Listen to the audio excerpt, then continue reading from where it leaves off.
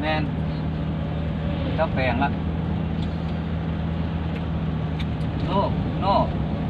ภาพแล้วก็ลิวง3-4 คนได้คนทุกทางคนทุกดบไปบ้างก่อน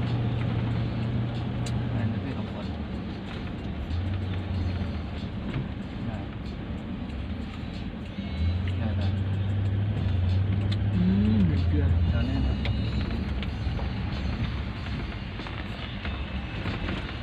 โอ้รถประจำอยู่นี่เลยเนาะ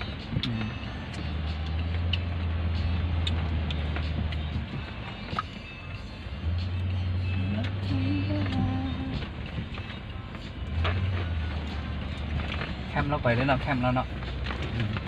โอ้วันนี้สิตักขึ้นตะเทิงบนไหนวันนี้เนาะไปทางไหนมาหาเลย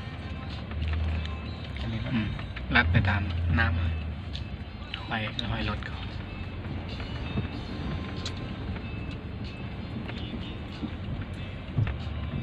ตรงนี้ก่อน ทางนั้นแหละ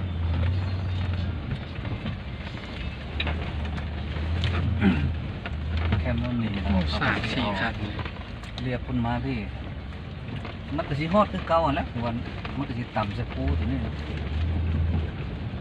คิดว่ามันเป็นตะหย่อมซะนะทางยุลุมมันน่ะบ่เอาซะนะเนาะ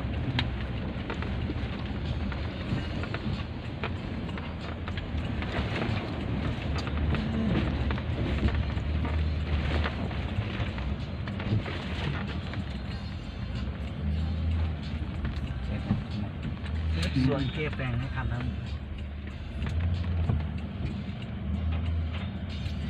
ต้องออก